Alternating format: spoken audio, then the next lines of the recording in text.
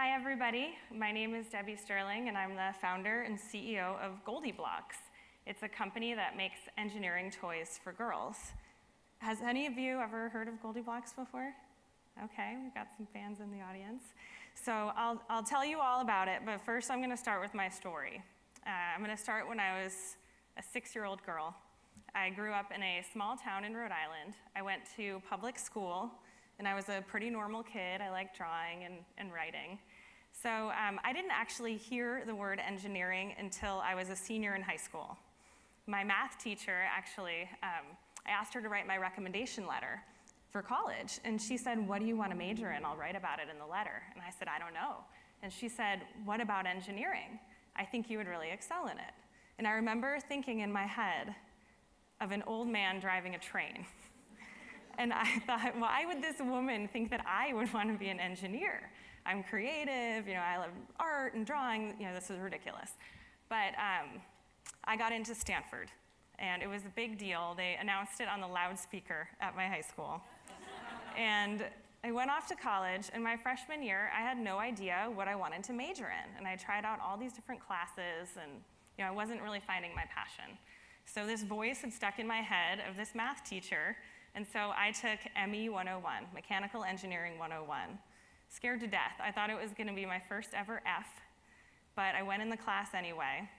And I was shocked to learn that we weren't fixing train engines. We were actually building really cool contraptions. We were learning about simple machines. We were learning how pretty much everything in the world is made. And I loved it, and it became my passion, and I've never looked back. But the problem was, in that program, I was one of very few women. It was a boys' club, and it always bothered me. And after graduating with my degree in mechanical engineering and product design, I was complaining about the lack of engineering with a fellow female engineer friend.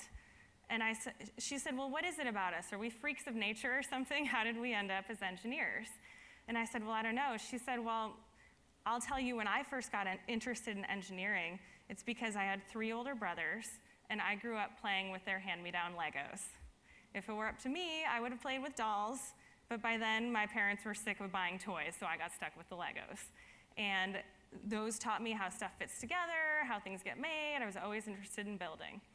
And at that moment, I thought, well, gosh, I grew up just me and my little sister. We played all the typical girly dolls and dress up, and I really missed out. And why are those toys marketed to boys? Why is it a boys thing? And I thought, well, it used to be when I was a little kid, but maybe by now things must have changed, right? So right after that conversation, I headed straight to the toy store, and I was horrified at what I saw. There was the pink aisle for girls and the blue aisle for boys. And in the pink aisle, it literally on the walls of the store, cook and clean, decorate, ironing board, housewife, pop stars and mean girls. And then in the boys' aisle, there were all these really great building tools and chemistry kits, really dynamic toys that really taught spatial skills and motor skills. And at that moment, I knew that this was sort of my life calling. This is what I had to do. I'm a product design engineer. I'm going to design a product that will get little girls excited about engineering the way all of these construction toys have done for boys. And I became so obsessed with it. It was all I could think about. It was all I could talk about. And so I quit a very comfortable 9-to-5 job and decided I was going to take a year to give this a try. And at the end of the year, if it didn't work out, I could always go get another job, but I'm going to go for it.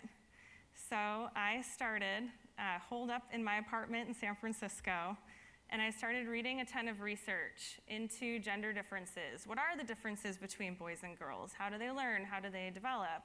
I went out and bought construction toys, and I would play with as many little kids as I could find and watch them and observe. How could they be improved? How are they learning? I was meeting with Harvard neuroscientists. I was reaching out to teachers, everyone that I could talk to kind of learn how could I improve, how could I make something different. And as I started to observe the girls playing with construction toys, this funny thing started to happen where they'd play with it for a few minutes and then get bored. So I'd say, well, okay, then what is your favorite toy? And the girls would run upstairs and come back down and bring me a book. And they'd say, "I like this book, let's read this book together." And it literally happened over and over again. And at the same time, I was reading all of this research about how girls develop verbal skills and how they love characters and stories, and they really identify and empathize with those kinds of things. So I had this aha moment where I thought, okay, we've got the construction toy over here and we've got the book over here. Let's put them together. And my idea was to start writing stories about a girl engineer named GoldieBlox. And as she goes on adventures, she has to solve problems by building simple machines. So as girls read along, they get to build what Goldie builds using the construction kit. So that was the concept. And I started prototyping. I drew and wrote stories in my apartment. I started prototyping machines. I made them out of thread spools and ribbon and clay and pegboard from the hardware store. And I built a prototype. And I took it around to about 50 homes, sat in living rooms around the Bay Area, observing girls playing with it. I took it to schools, and along the way, I just kept making it better and better based on what I observed. And toward the end of about 3 months of research, I had little girls in tutus building belt drives. And I was like, yes, I've got it. So I took it to Toy Fair, the largest toy industry trade show in the US, and I talked to toy industry people about my idea with the hopes that they'd be excited about it as I was. Well, it turned out they whispered to me a well-known industry secret that construction toys for girls don't sell, that girls love princesses and tiaras. They said, why don't you take a walk down the pink aisle, and you've got a pretty large uphill battle to climb. So with that in mind, I didn't want to give up. I knew I was onto something, so I resorted to crowdfunding. I put GoldieBlox up on Kickstarter to see if anyone besides my parents thought it was a good idea. And the Kickstarter, I don't know if you're all familiar, but it's a crowdfunding platform where you can put up your idea and you say, and in my case, I had to raise $150,000 to make the minimum production run of this toy. I had 30 days to hit it, and I hit it in 4 days.